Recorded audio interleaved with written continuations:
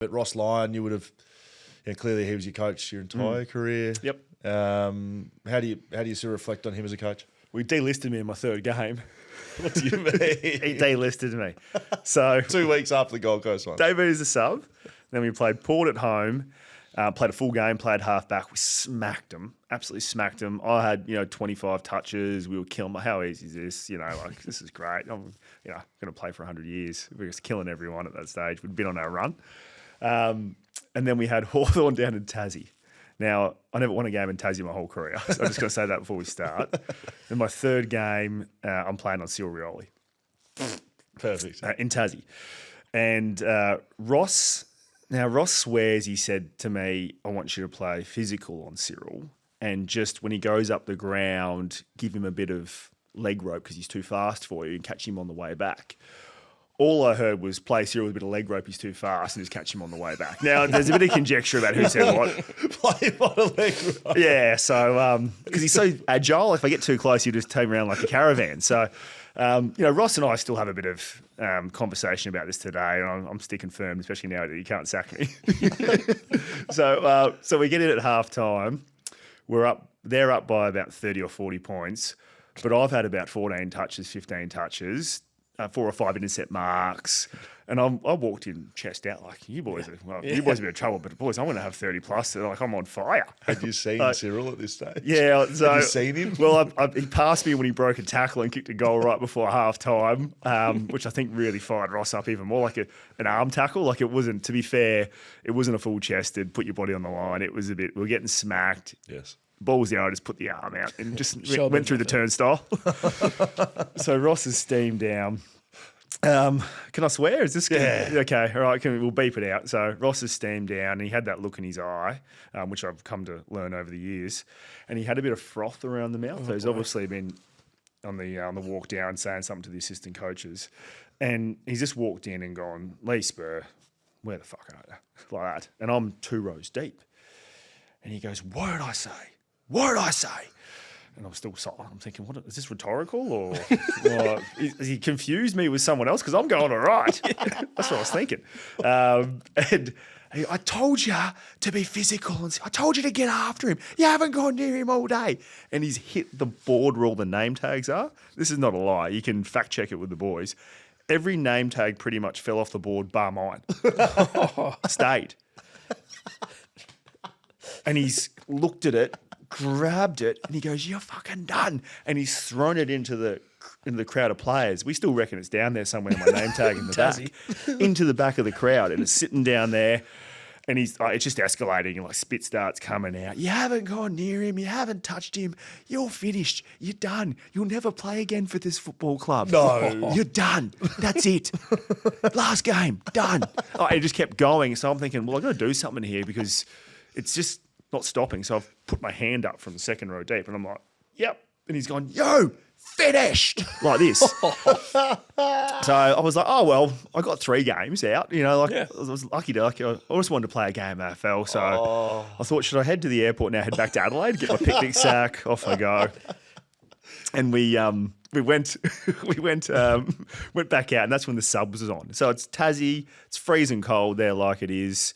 We're down by 40 points. I've been delisted, and they made me warm up after half time. So I'm jogging around and everything.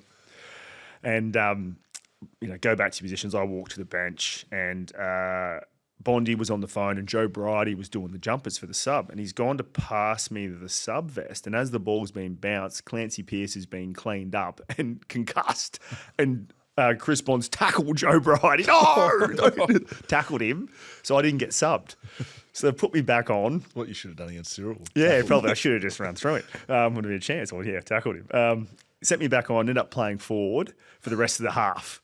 So, I ended up with like 20-odd touches in my third game, couple of goal assists. Not that we watch Fox footy or anything like that, Will, but, got to... Well, I want it, you do. You got to, when you're playing, as a player, you try. You don't try and read the good press, Came out. Third game, shining light for Freo was Lee Spurr at his third game. All this sort of stuff. So, we get back to the airport at Tassie. There's only one terminal at Tassie Airport. And all the flights were delayed. Hawthorn's there cheering and laughing, and we're all obviously all pretty somber.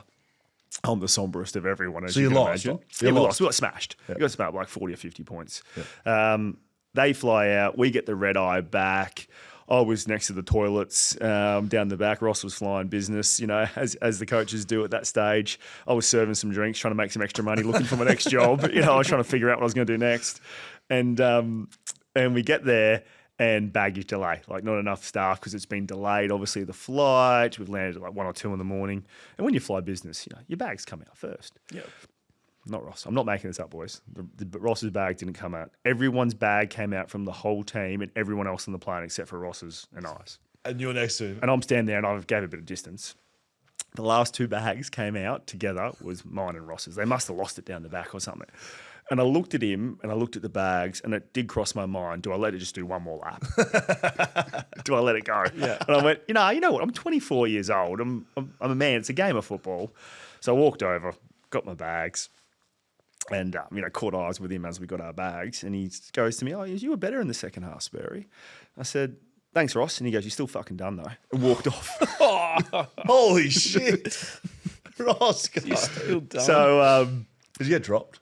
yeah, I got dropped and then didn't play. I got dropped for 8 weeks. But I didn't play a game of football because they made me the emergency for every game. So torture. I was travelling emergency and I was the emergency. So I didn't play one game of football in 8 weeks. But I'd embraced it from my time at Central. So I'd come to the realisation, I didn't sook about it. So I was rolling balls for the boys like I was a trainer. I was getting it all out, rubbing the calves. I was filling up the water bottles. I was jogging around, jumping the fence, kicking the balls back out from the seats pre-game to all the boys. I was just having fun, hanging out with the lads. The only thing challenging about it was, and you were saying it, Will, if you didn't get your own, if you got your own rooms, you had to pay at that stage. The AFL didn't fund it. You had to pay $150 a night, or you had to share a room, and it was majority vote. So the boys obviously all voted for their own room. So I'm a rookie listed player, not getting a matchy because I'm travelling emergency. I was the highest general admin ticket holder to go watch the boys play. It was costing me $450 a week to go watch the boys play interstate. So I was bleeding money. So I got my bag out and 25 up and goes for the brekkie for the week. Come back. It was a bit of a running joke. And I still remember we were playing Melbourne. I think it was about round 16. That's how long it took me to get back in, around 14 or 16 or something like that. And Anthony Grover went down with a hip flexor. Now, I never told Ross this, but I'd stopped getting my ankles strapped. I stopped stopped getting a rub. I was a trainer with the boys. Yes. He's done his hip flexor in the last warm up right before Ross Spurry, come in. So he calls me into the room and I thought the gig was up. He's caught me out. And he goes, Groves has gone down, mate. We've been dying to get you in. You've been playing fantastic. That's what he said to me. We've been looking for a way to get you in. You're in. You're going to play. Here's your chance. So no ankles strapped. I didn't know where my boots were. I was going to have to borrow a pair of boots, but I found them. They must have been stuck in my bag with some cobwebs on them. Put the mouth guard in, went out, played halfback, and then I played 118 games straight after that. Never got dropped again. Did you? That's crazy. Yeah. Yeah. So now that you've spoken to Ross, was it lesson learnt or was it just luck that Anthony went down? No, I think a couple of things. I think the fact that I didn't drop my bundle, my attitude didn't change. If anything, it got better. It was nothing's too hard. Whatever you need, train your ass off, have a crack, don't sook, help the boys out. It's all about the team. Yeah. But also, it taught me a valuable lesson. It's not about me. It's not about me going out playing it's about my role in the team. And if everyone does their role in the team, Ross and the Freo Dockers at that stage knew what worked and what didn't. But if I put my own needs first, we have no chance. If we all did that, we have no chance. So it was, sacrifice your own personal needs for team success. And we had a lot of team success. And the fact that I got to play, 100 plus games in a side that made a grand final, I was lucky to be part of that. And I really value Ross. I got a great relationship with Ross. It's a funny anecdotal story, but, I had the right personality. I was a mature player. I could take it the right way. I didn't take it personally. All those things. If anything, that's what made it successful for me was I built some trust with him. I learned a lesson and responded, and he gave me that opportunity. So I got nothing but time for Ross. Got a great relationship with him, and it forged, collective as a group. That was probably what you would say about our group. We were a hard, mature group that whatever it took, anywhere, anytime, all those things, that embodied us as a 40, 50 player list. That was just a little teaser of our full episode. They're out Wednesdays on YouTube, and you can listen to them wherever you get your podcast. Go on, get out of here.